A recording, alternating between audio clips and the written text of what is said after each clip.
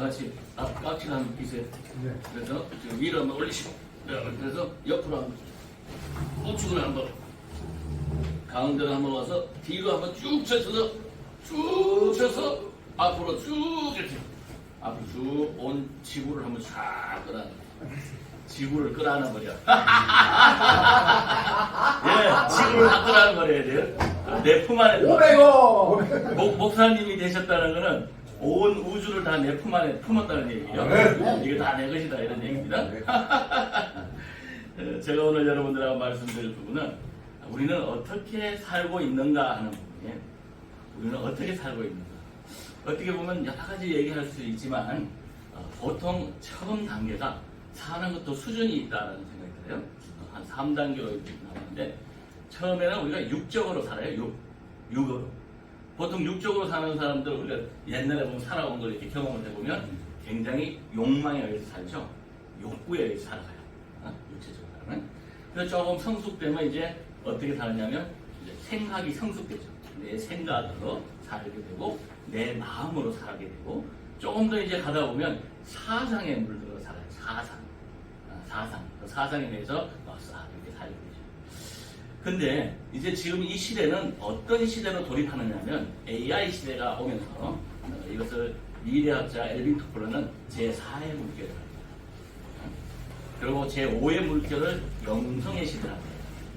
영성의 시대가 오면 어떻게 이제 변하느냐 하는 걸 우리가 알아야 돼요. 기계가 워낙 똑똑하기 때문에 사람이 거기에 쫓아가지 못합니다. 그러면 사람의 가치가 떨어져요. 그러다 보니까 우리 사람들은 동물하고 다른 게 사람은 학습을 하면 계속 발전하게 돼 있어요. 하나님이 그렇게 해놨습니다. 절대 무한하도록 이렇게 만들어져 있어요. 그래서 지금부터는 영적 시대가 온다는 건 뭐냐면 결국 굉장히 정신적으로 성숙한 사람들이 나와요. 기독교적으로 하면 하나님 나라와 함께 사는, 하나님과 동행하는 사람들이 많이 나타난다는 거예요. 그래서 그걸 미국에서는 영적 지수를 뭐라고 하냐면 지금을 가지고 있는 그 지성과 인간이 가지고 있는 감정을 넘어선다고 해요. 이것은 거의 신의 경지를 얘기하는 거예요. 그래서 결국에는 불교에서는 그런 사람들은 어떤 사람들이냐? 해탈된 사람이다. 그래서 열반에 드는 사람이다. 기독교에서는 그것은 거듭난 사람이다. 이렇게 얘기해요. 거듭난 사람.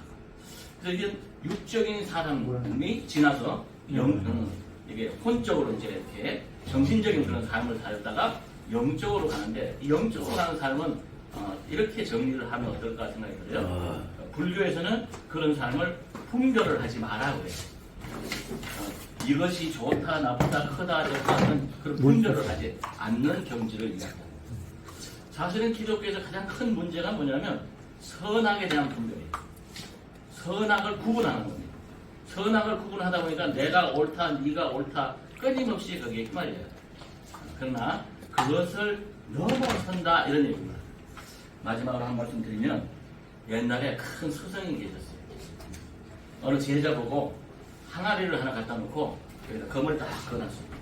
그어놓고는 자, 이 항아리가 지금부터 항아리 안에 들어가도 너는 죽고 항아리 밖에 있어도 죽는다라고 얘기했습니다. 자, 그러면 이 항아리를 어떻게 해야 되느냐? 결국 그 항아리를 물에 들고서 물에다 빠뜨렸어요. 그러면 어떻게 되느냐? 물 속에 항아리에 들어가면 안과 밖이 없다 이런 얘기입니다. 크고 적음이 없다 이런 얘기죠. 우리가 영적인 삶을 산다는 것은 바로 이 항아리를 안에 들어가도 죽고 밖에 들어가도 있는데 어떻게 할 것인가 하는 거하고 같은 것이에요.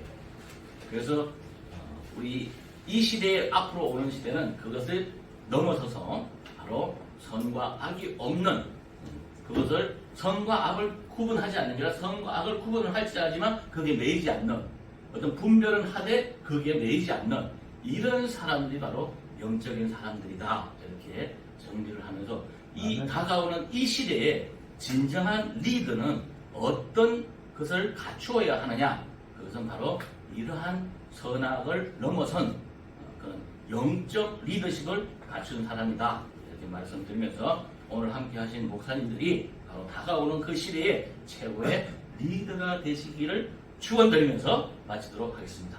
감사합니다.